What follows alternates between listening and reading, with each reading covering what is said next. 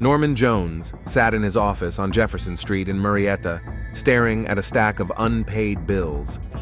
October rain pounded the windows, creating a gloomy atmosphere that perfectly mirrored his state of mind. 42 years old, widowed 8 months ago, and now his construction company, Jones Construction, was on the verge of bankruptcy. "Mr. Jones," his secretary Linda's voice came from behind the door. "The bank representative is waiting for you on line 3. Norman closed his eyes and took a deep breath. This was the third call this week from First National Bank of Marietta. The company owed nearly $400,000, and the interest was growing every day. After Helen's death, he had lost not only his beloved wife, but also his motivation to run the business. Orders were disappearing, workers were quitting, and the bills kept coming. "Tell them I'm in a meeting," he replied, opening his desk drawer and taking out a photograph. In the picture, Helen was smiling, his wife of 15 years and mother of his son Marcus. Blonde hair, kind eyes, the simple beauty of an ordinary woman who was his whole world. Norman looked at his reflection in the glass frame. He had once been an attractive man, broad shoulders, confident gait, a successful businessman. Now he saw a tired, haggard man with prematurely gray hair and deep wrinkles around his eyes. The phone rang again. This time it was Marcus. "Hi, Dad. How's it going?" "Everything's fine, son. How's school?" "It's okay. Listen, I need to talk to you about the money for the semester. I know times are tough right now." Norman clenched his fist. Marcus was the only bright spot in his life, and the thought of his son dropping out of college because of financial problems was unbearable. "Don't worry about it. I'll take care of it." "Dad, I don't want you to." "I said I'll take care of it," Norman repeated more sharply than he intended. "I'm sorry, son. It's just been a tough day." After his conversation with Marcus, Norman realized he couldn't sit in that office any longer, surrounded by reminders of his failures. He grabbed the keys to his 2015 Ford pickup truck, one of his last big purchases before the crash, and headed into town. Marietta was a relatively young city, a rapidly growing suburb in Riverside County.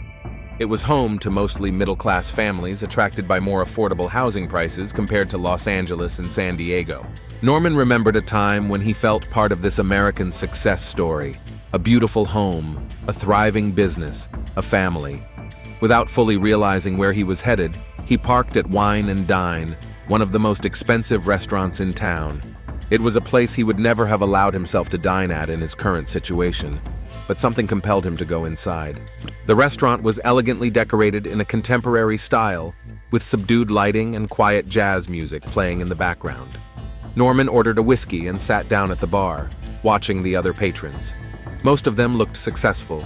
Expensive suits, jewelry, confident faces of people who never worried about how to pay the bills. That's when he saw her. A woman sat alone at a table in the corner, elegantly holding a glass of red wine.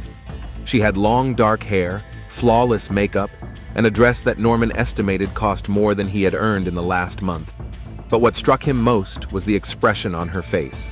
She looked as lonely as he felt. Their eyes met, and the woman smiled slightly. Norman felt his heart beat faster. He hadn't felt anything like this since the day Helen died. "Excuse me," he said, approaching her table. "I know this may seem strange, but would you like to keep me company? I just don't want to drink alone." The woman studied him, and Norman felt her assessing his suit, his watch, his overall appearance. He was grateful that he had put on his best suit and his expensive Rolex watch, a gift from Helen on their wedding anniversary. "Of course," she said in a soft voice with a slight accent. "My name is Victoria, Victoria Stone." "Norman Jones," he introduced himself, sitting down opposite her. "Nice to meet you." "Are you from around here?" she asked, taking a sip of wine. "Yes, I've lived here for 20 years. I have a construction company. And you?" "I recently moved here from New York. I work in real estate, advising on investments," Victoria replied. Marietta seemed like a promising place. Norman noticed how she spoke, confidently but cautiously, as if each word had been carefully chosen. Her hands were immaculately manicured, and her jewelry was clearly expensive. "Construction," she repeated thoughtfully. "It must be lucrative in such a growing city." "Oh, yes," Norman lied, feeling the alcohol give him courage. I've got so many orders I can barely keep up. Just this week, I signed a $2 million contract. Victoria raised an eyebrow, clearly impressed. Impressive. So you're one of those successful businessmen who are building the future of California. You could say that, Norman replied, ordering another whiskey. The lies came more easily now. Although success comes at a price, especially when you have to do everything yourself. Are you married? She asked bluntly. I'm a widower, Norman replied honestly. 8 months ago, cancer. Victoria's eyes flashed with sympathy. I'm so sorry, that must be unbearably difficult. Yes, especially when you're used to sharing everything with someone. The house feels so empty, and success is meaningless when there's no one to share it with. Victoria nodded understandingly. I know the feeling, although in my case it was different. My last partner turned out to be untrustworthy. A business partner, Norman asked. You could say that, she replied evasively. Men aren't always what they seem, especially when it comes to money. Norman felt a pang of conscience, but continued to play his part. I understand. In my line of work, you have to deal with all kinds of people. Not everyone is honest. They talked for another hour, and Norman found Victoria to be a surprisingly interesting conversationalist. She was well-educated, knowledgeable about art and literature, and had traveled extensively. But what struck him most was how she listened, with genuine interest, asking the right questions and making him feel important. I have to go, she said finally, glancing at her expensive watch. But it was very nice talking to you, Norman. It's rare to meet someone so interesting. Maybe we could meet again? He asked, suddenly afraid he might never see her again. Victoria smiled. I wouldn't mind. Give me your number. After exchanging phone numbers, they left the restaurant together. Victoria got into an elegant Audi A8, a car that cost more than Norman's entire annual income lately. See you soon, she said as she drove away. Norman stood in the parking lot, watching her headlights fade into the distance. For the first time in months, he felt something other than despair and loneliness. But along with the excitement came the realization that he had lied to a woman who was clearly accustomed to luxury. How could he keep up this charade? When he got home to his modest house on Canyon Hills Street, Norman took out his calculator and credit cards. He had about $15,000 in available credit. If he was careful, he could maintain the appearance of a successful businessman for a few more months. By then, maybe something would change. He couldn't have known that at that very moment, in her rented apartment on the other side of town, Victoria Stone was researching Jones Construction on the internet. She smiled as she read a 6-month-old article in the local newspaper about one of Murrieta's most successful entrepreneurs. Victoria was a professional at what she did, and what she did was find a lonely, successful man who was willing to provide her with a comfortable life. Norman Jones seemed like the perfect candidate. 3 weeks later, Norman Jones stood in front of the mirror in his bedroom, adjusting his tie. During that time, he had met Victoria 6 times, and each date cost him more money that he didn't have. Dinners at expensive restaurants, theater tickets, gifts, all of it was eating away at his credit limit at an alarming rate, but it was worth it. For the first time since Helen's death, he felt alive. Victoria wasn't just beautiful, she was smart, interesting, and most importantly, she made him feel important. When he told her about his imaginary business successes, her eyes lit up with admiration, which fed his battered ego. Dad, are you going on a date? Marcus asked as he entered the room. The 19-year-old looked tired. He had come home for the weekend from college in San Diego. Yes, I'm meeting Victoria, Norman replied without looking at his son. The woman you've been seeing for a month? Marcus's voice sounded concerned. Dad, maybe you should slow down. Mom died only 8 months ago. Norman spun around. Don't you dare tell me what I should or shouldn't do. Your mother isn't coming back, and I have a right to be happy. I'm not against your happiness, but... Marcus trailed off, looking at his father. Dad, I know we have financial problems. Maybe we shouldn't be spending money on... We don't have financial problems, Norman lied. Business is great. If you need more money for school, just ask. Marcus shook his head. It's not about the money. It's that I'm worried about you. You've changed since you started seeing that woman. You're not the same person. Norman didn't respond. He knew his son was right. He had changed, but not for the worse. For the first time in months, he woke up feeling like he had a purpose, like life could be more than just pain and bills. Victoria was waiting for him in the lobby of the Murrieta Resort, the most expensive place in town. She was wearing an elegant black dress that accentuated her figure, and her hair was styled in an elegant updo. "You look stunning," Norman said as he approached her. "Thank you," she smiled, accepting his kiss on her cheek. "I reserved a table at a restaurant." At dinner, Victoria was particularly charming. She talked about her plans to invest in Murrieta real estate and how she saw the future of the city. But Norman noticed that she was skillfully steering the conversation toward his business. "Tell me about your latest projects," she asked, cutting off a piece of salmon. "You mentioned you're working on a large shopping center?" Norman nodded, weaving new details into his fictional success story.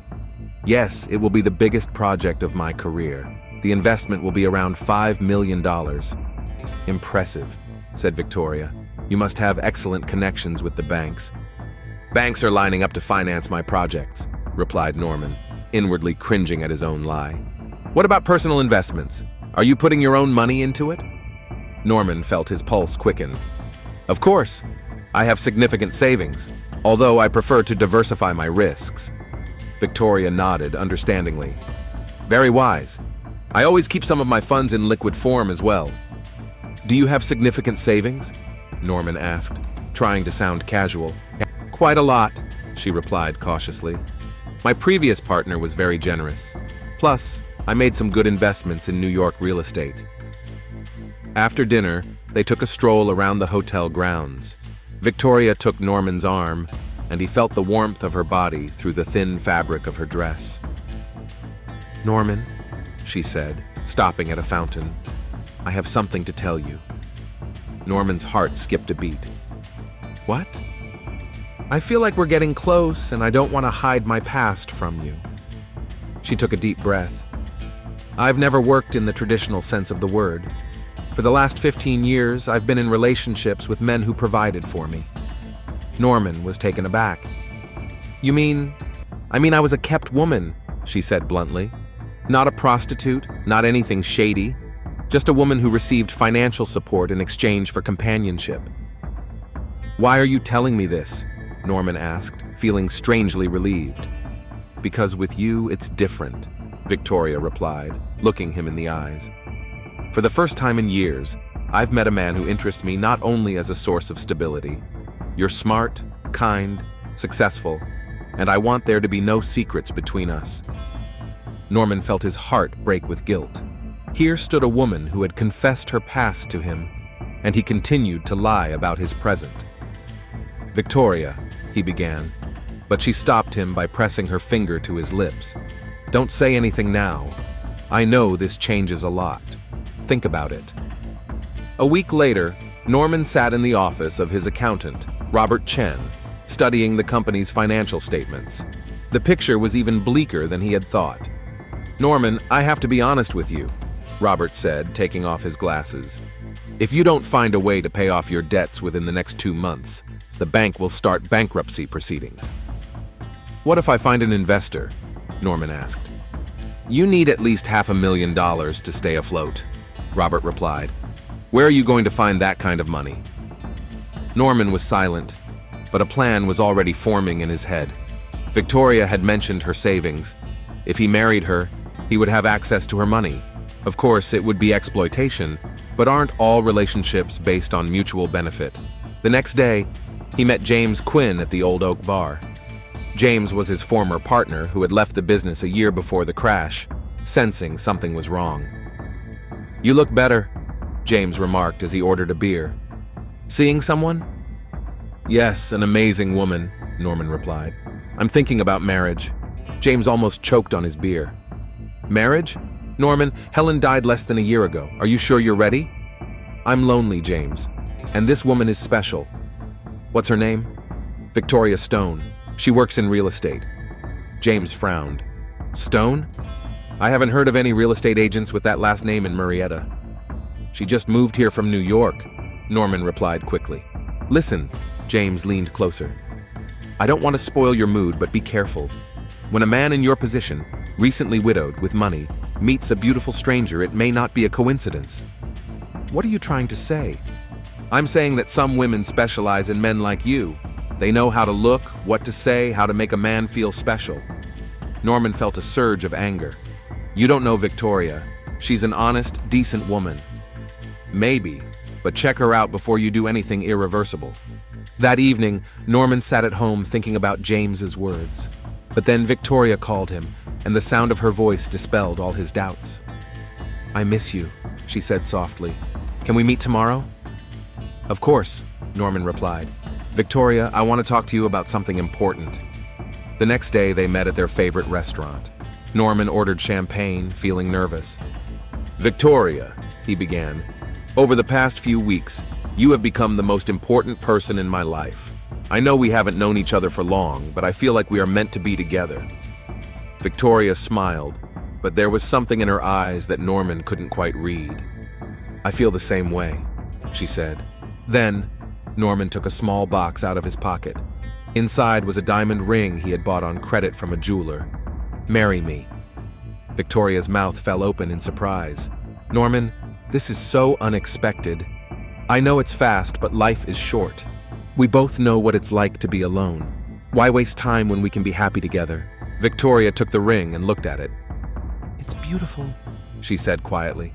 But Norman, are you sure? My past?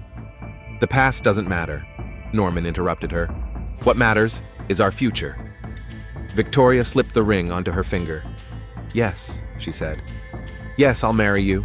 They kissed across the table, and Norman felt his heart overflow with happiness. He couldn't know that at that very moment, Victoria was mentally calculating how long it would take her to gain access to his supposed wealth. The wedding was set for the following month. Victoria insisted on a modest ceremony, saying she didn't want a lavish celebration so soon after the death of his first wife. Norman was grateful. He couldn't afford a big wedding. 2 weeks before the wedding, Victoria moved into his house. She was surprised by its modesty. The house was ordinary, the furniture was not new, and there were no signs of wealth. You live quite modestly for such a successful businessman, she remarked over dinner. I don't like to flaunt my wealth, Norman replied. All my assets are tied up in the business. Of course, Victoria agreed, but a look of concern crossed her eyes. That same week, Norman received official notification from the bank that foreclosure proceedings had begun. He had 30 days to pay off the debt, or the bank would seize all of the company's assets. He hid the letter from Victoria, but he knew time was running out. After the wedding, he would have to find a way to access her money. Maybe he could convince her to invest in his business or open joint accounts. Meanwhile, Victoria was conducting her own investigation. She hired a private investigator to check Norman's financial status. What she found out shocked her. The construction company, Jones Construction, was on the verge of bankruptcy. Norman owed hundreds of thousands of dollars. His house was mortgaged, and his credit cards were maxed out.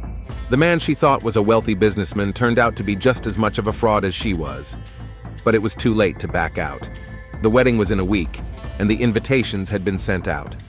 She decided to play the game to the end and see what happened. On the night before the wedding, Victoria lay in the guest bedroom, staring at the ceiling.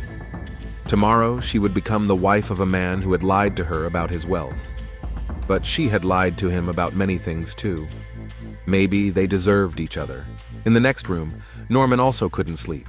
Tomorrow, he would marry a woman he planned to use to save his business. Guilt gnawed at him, but his desperation was stronger.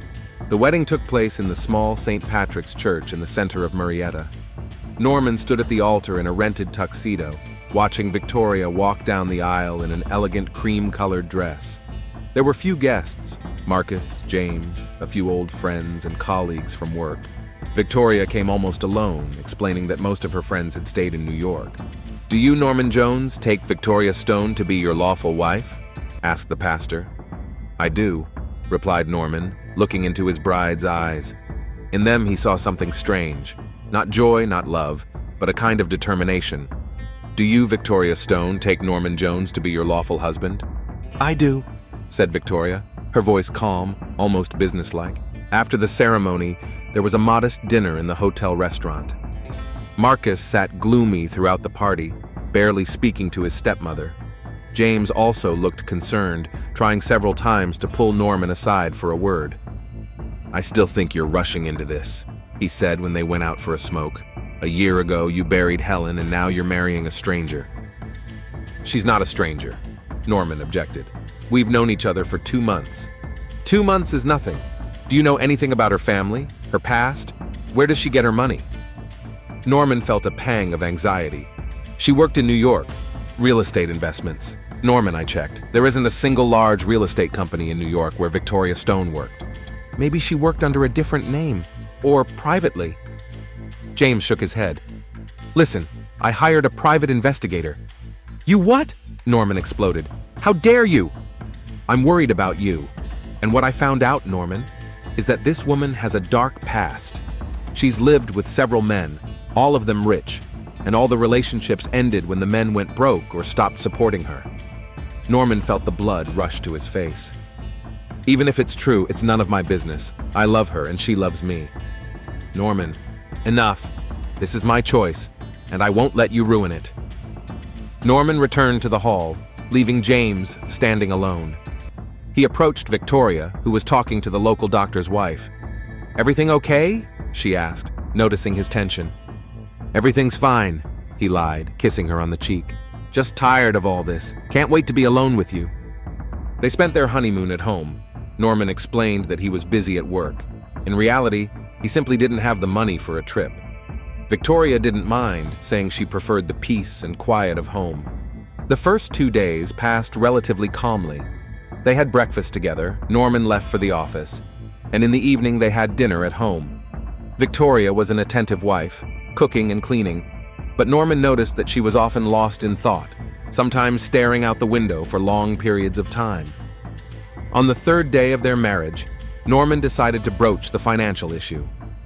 Over breakfast, he casually said, "You know, honey, I think we should open a joint bank account for family expenses." Victoria looked up from her coffee. A joint account?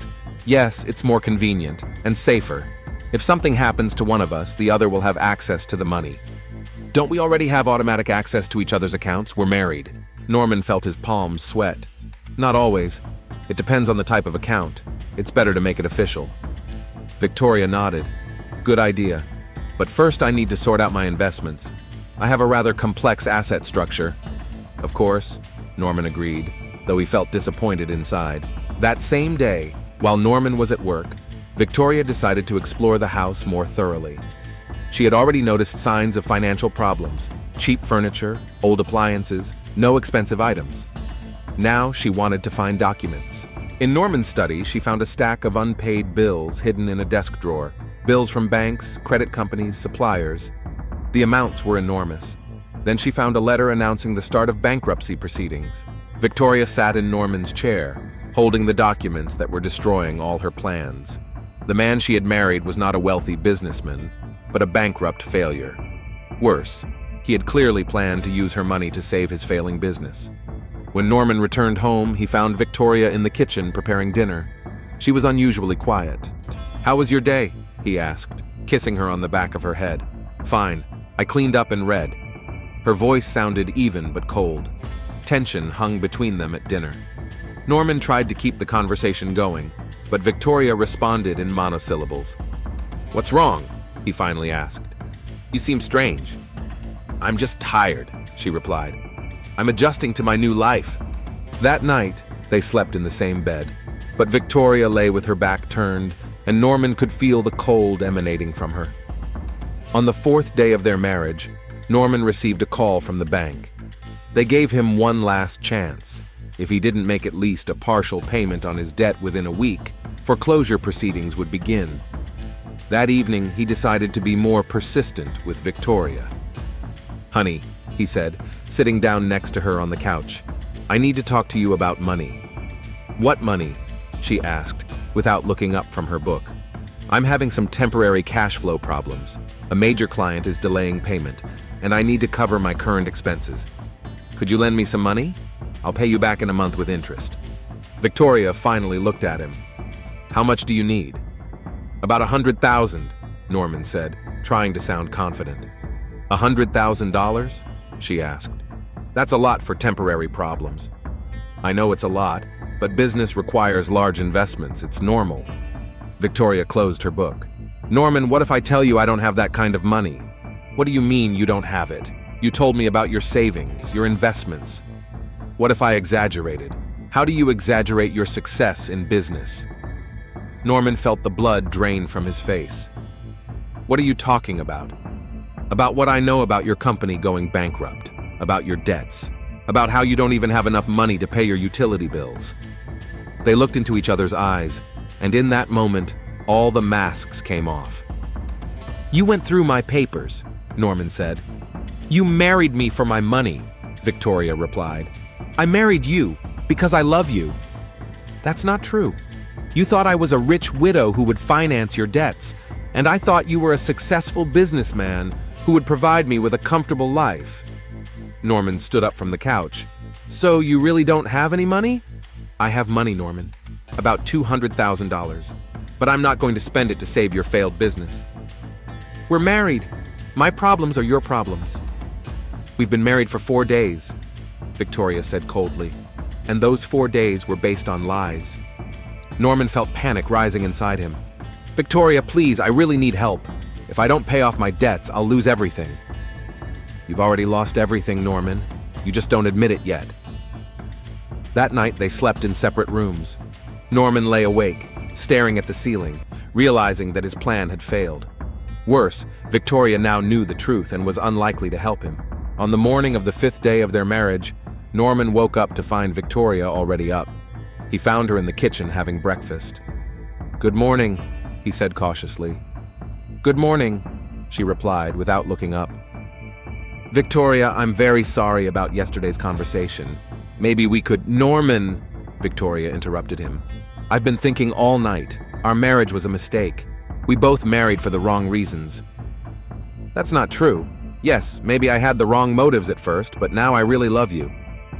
You love the idea that I can save you. That's not the same thing. Norman sat down across from her. So what now? Divorce? I don't know, Victoria replied honestly. I need time to think. How much time? I don't know. After breakfast, Norman went to his office, but he couldn't concentrate on his work. His thoughts revolved around the failure of his plan. Victoria was his last hope, and now that hope was crumbling. Around noon, he made a decision. If honesty didn't work, he would have to try a different approach.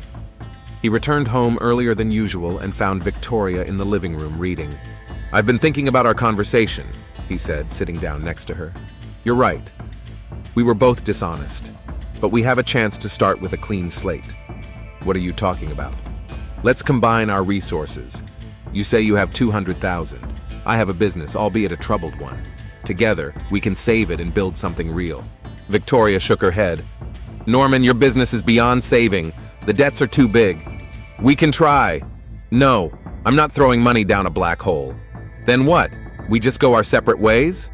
Maybe. Norman felt despair wash over him, turning to anger. You're a selfish bitch, he said quietly. You came into my life, made me believe in love, and now you're leaving when I need you most. I didn't force anyone to marry me, Victoria replied calmly. It was your choice. A choice based on your lies. Just like your choice to marry me was based on your lies. Norman stood up and began pacing the room. Fine. You don't want to help.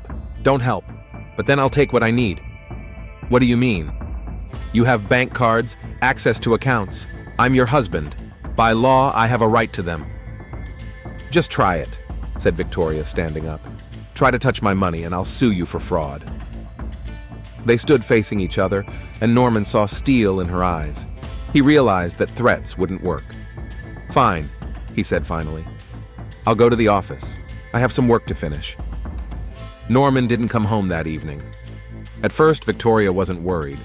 Maybe he was late from work or out drinking with friends. But when midnight came and he still hadn't returned, she began to worry. She called his cell phone, but it was turned off. She called his office. No one answered. On the morning of the 6th day, Victoria woke up alone. Norman was still not there. She went through the house, checking to see if he had taken any of his things. His clothes were there, and so were his documents.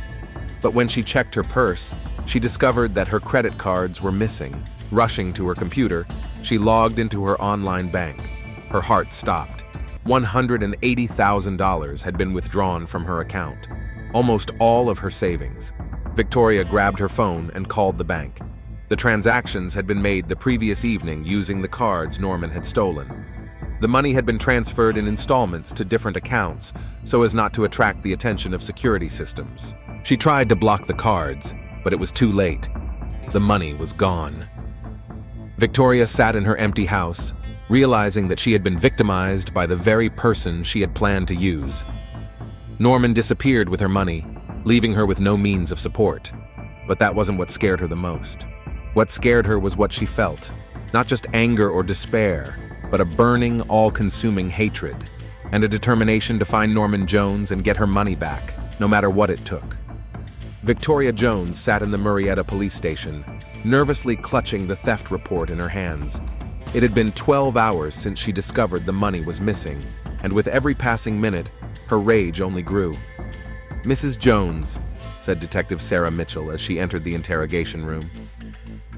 Sarah was a 38-year-old woman with short blonde hair and the tired eyes of an experienced investigator.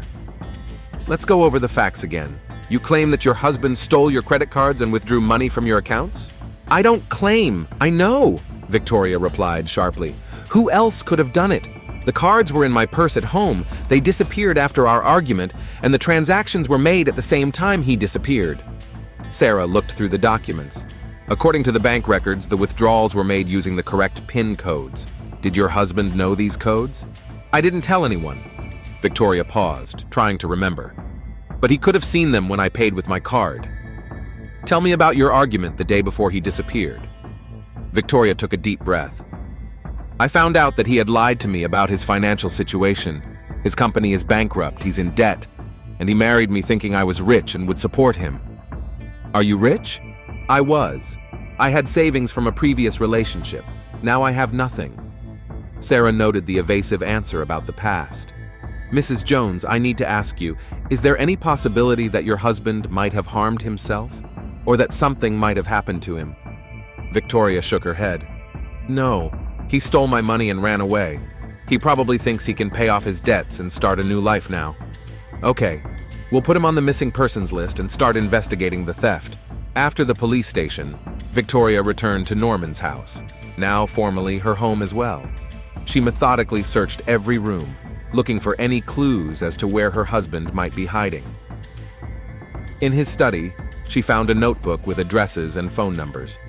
One name caught her attention: James Quinn, a former partner. Victoria remembered him from the wedding, a middle-aged man who had looked at her suspiciously all evening. She called him. "Mr. Quinn, this is Victoria Jones, Norman's wife. I need to talk to you." "About Norman? What happened?" "He's disappeared. He stole my money. Do you know where he might be?"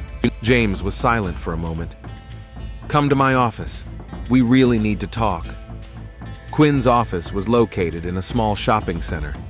James greeted Victoria warily. "I knew something like this would happen," he said, seating her in a chair. "Norman has changed since he met you. He's become desperate." "Where could he be?" Victoria asked bluntly. "I have no idea, but tell me honestly, who are you? I've checked, and your story doesn't add up." Victoria felt irritated. "That's not important.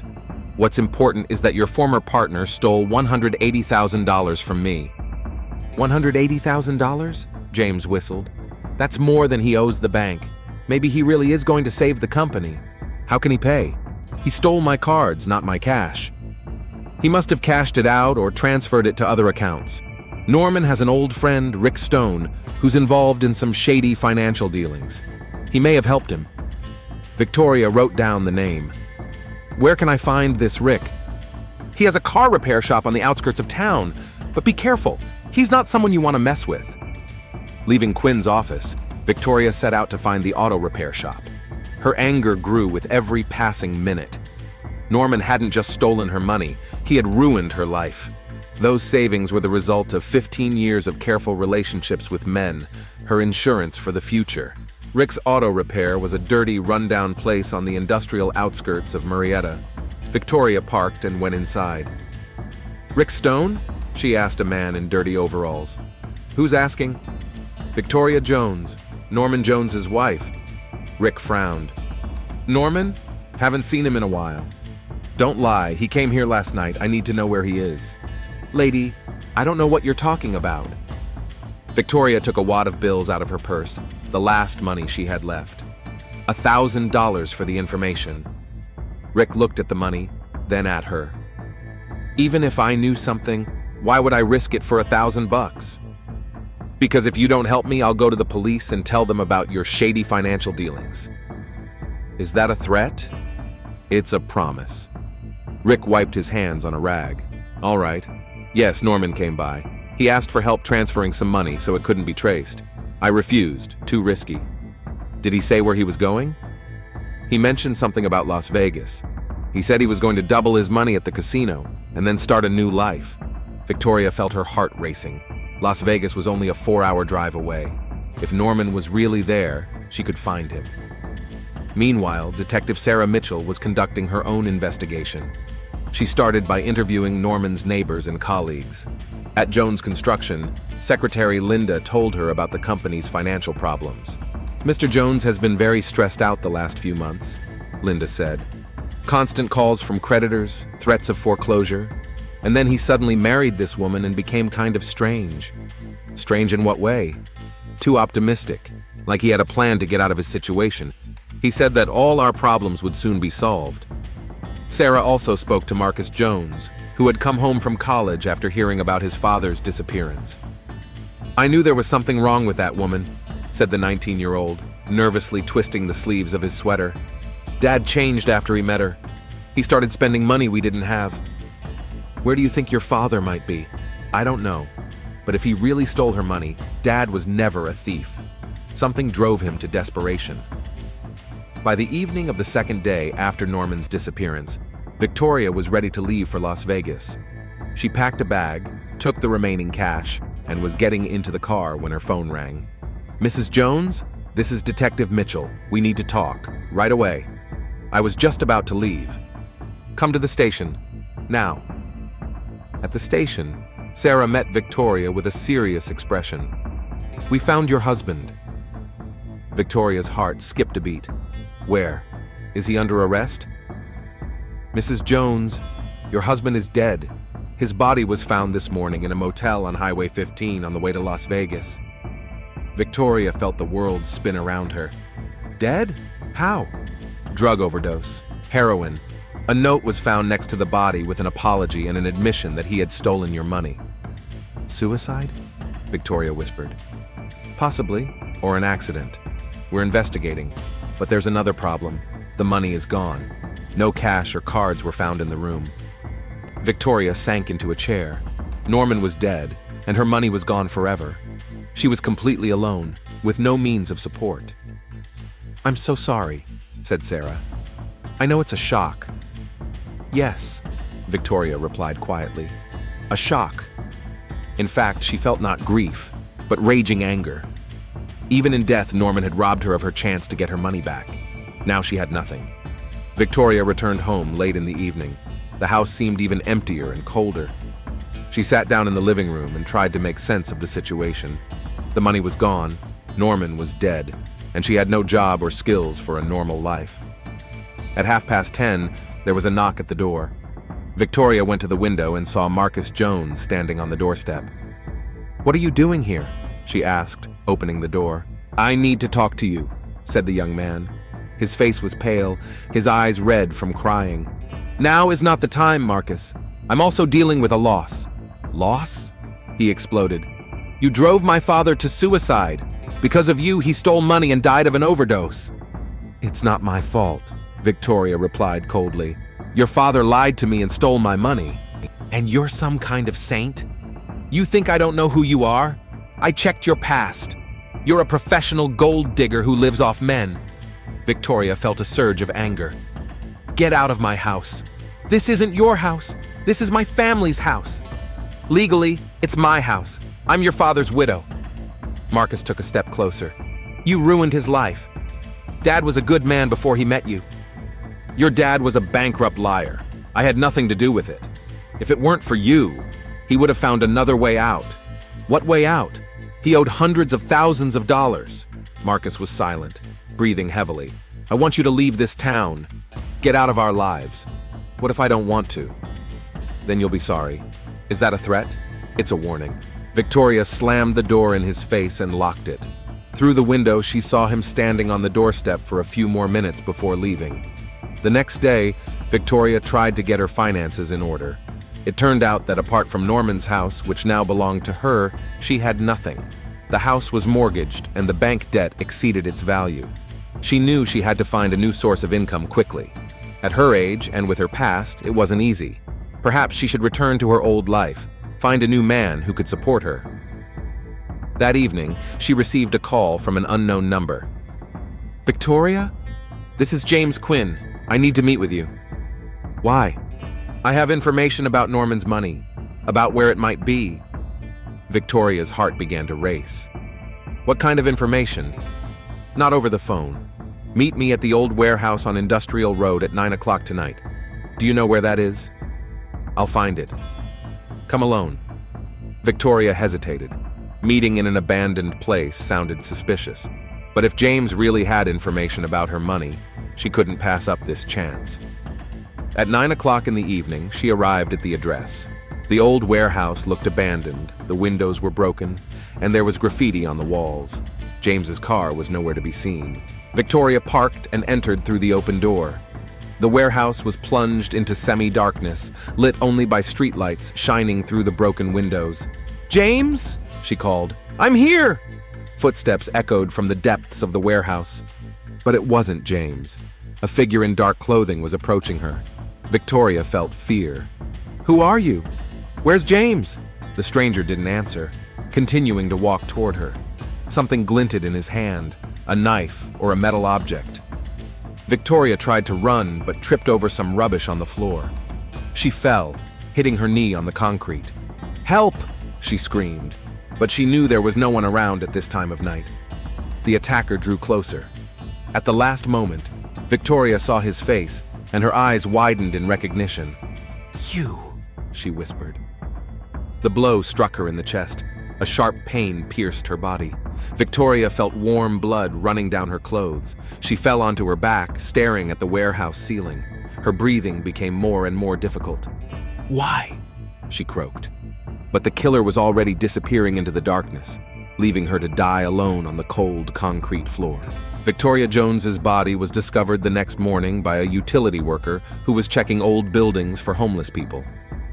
Detective Sarah Mitchell arrived at the crime scene at 8 in the morning. "What do we have?" she asked Sergeant Garcia. "The victim is Victoria Jones, 34 years old. One stab wound to the chest through the heart. Death was almost instantaneous." Sarah examined the body. "Any signs of a struggle?" "Minimal. A graze on the knee, possibly from a fall. It looks like she knew her killer." "Any witnesses?"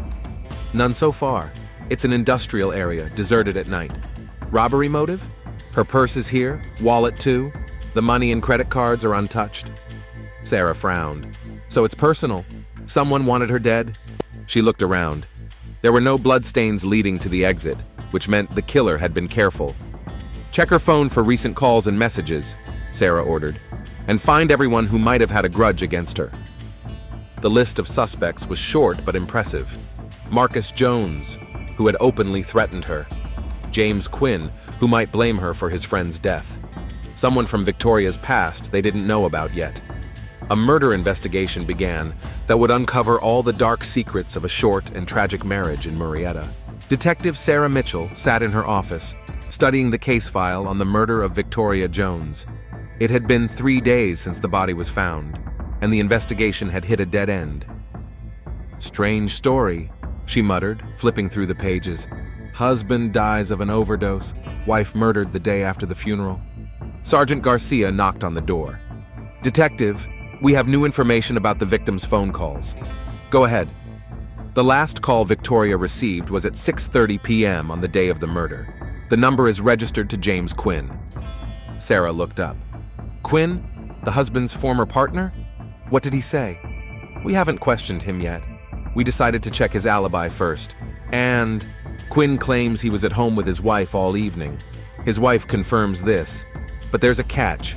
Their house is a 15-minute drive from the warehouse." Sarah stood up from the table. Bring him in for questioning, right away. An hour later, James Quinn sat in the interrogation room, nervously wringing his hands. The man looked troubled, but not frightened. "Mr. Quinn," Sarah began, "tell me about your phone call with Victoria Jones on the evening of October 15th. "I didn't call her," James replied confidently.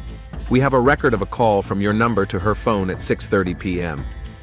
James frowned. "That's impossible. I was at home watching the news with my wife at that time." "Maybe someone used your phone?" "Who? I had my phone with me all day." Sarah studied his face. "Mr. Quinn, what was your relationship with Victoria Jones?" "No relationship. I only met her at Norman's wedding." "And what did you think of her?" James paused. "I thought she was using Norman. I was right." "Did you blame her for your friend's death?" "Partly, yes.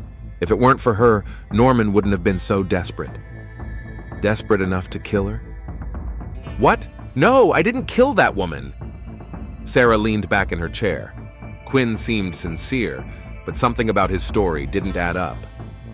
After the interview, she decided to check the phone records more thoroughly. It turned out that the call had indeed been made from Quinn's phone, but with a strange twist. The signal had been routed through a cell tower near Norman and Victoria's house. "Someone used his phone while near the victim's house," she told Garcia. "Or cloned the number." Who could have done that? Someone who knew Quinn well and wanted to frame him, or someone who had access to the technical means? Sarah decided to question Marcus Jones again. The young man was the prime suspect because of his open threats to his stepmother. Marcus arrived at the station accompanied by a lawyer, an expensive one, obviously hired by someone with money. "Mr. Jones," Sarah said, "where were you on the evening of October 15th between 8 and 10 p.m.? "At the college dorm in San Diego," Marcus replied. "I have witnesses." "Name them." Marcus listed several names. "We were playing poker in my roommate's room. The game lasted until midnight." "Did you threaten Victoria Jones?" The lawyer intervened. "My client is not required to answer that question." "I'll answer," Marcus said.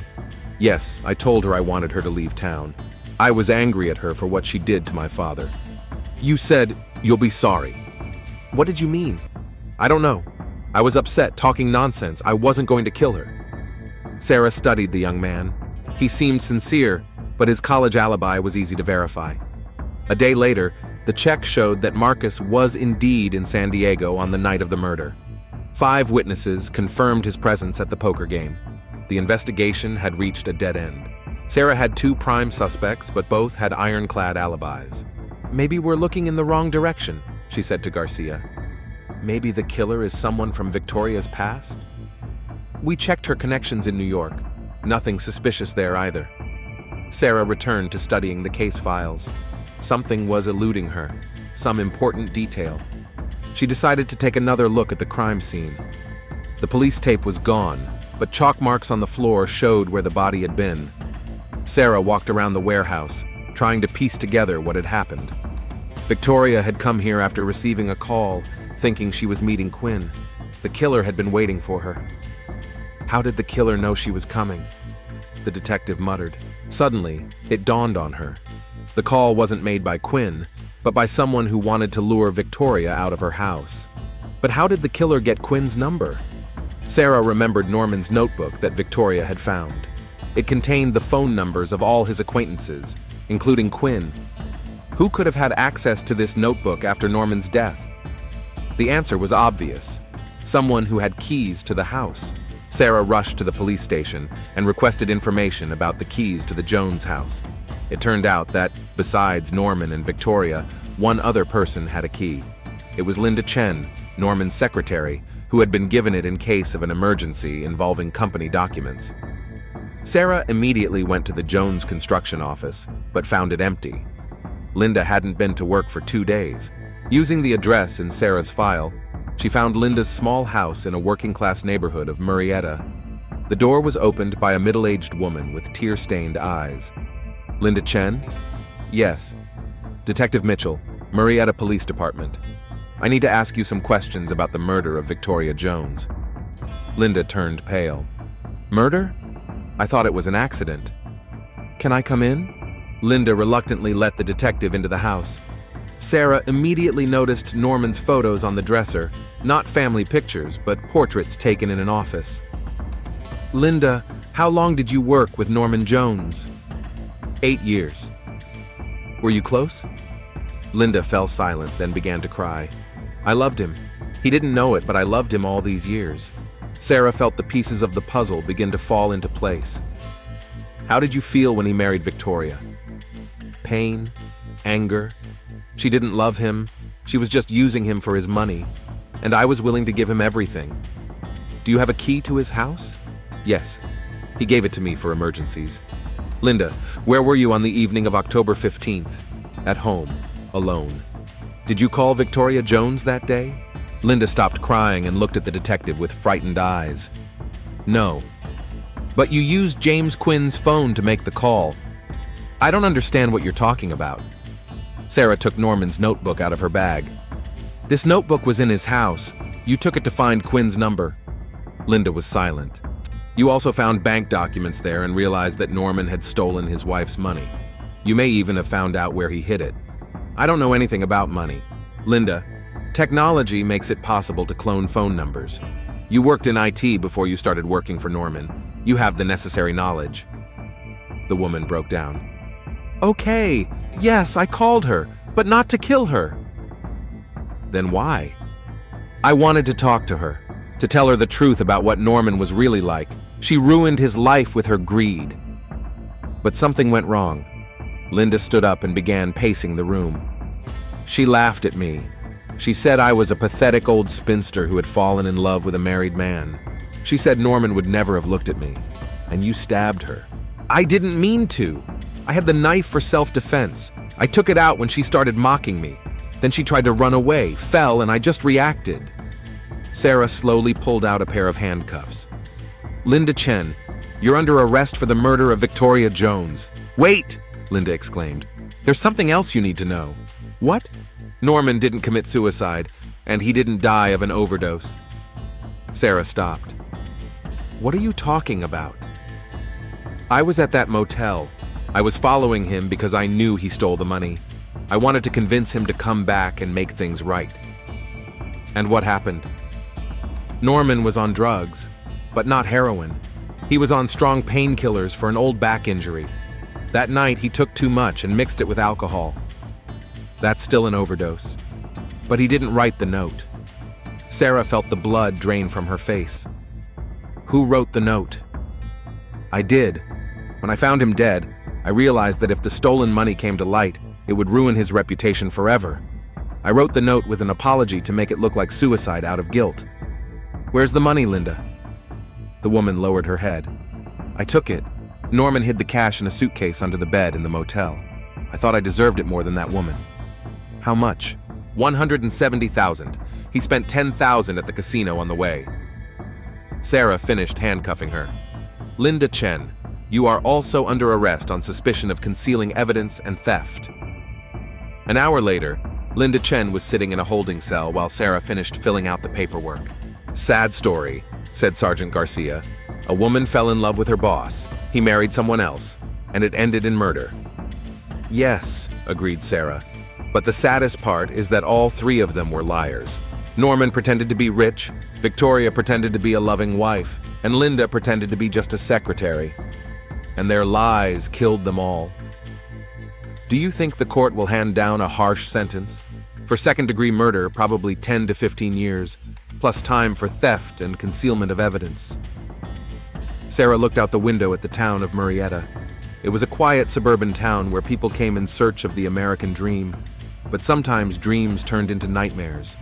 A month later, Linda Chen was found guilty of the murder of Victoria Jones and sentenced to 12 years in prison. The stolen money was confiscated and transferred to a crime victim assistance fund. Marcus Jones inherited his father's house, but sold it to pay off the company's debts. He finished college, moved to another state, and never returned to Murrieta. James Quinn closed his business and moved to Arizona, unable to stay in the town where his friend and an innocent woman had died.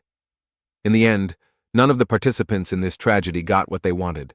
Norman didn't save his business or find love, Victoria didn't gain financial security. Linda didn't win Norman's heart.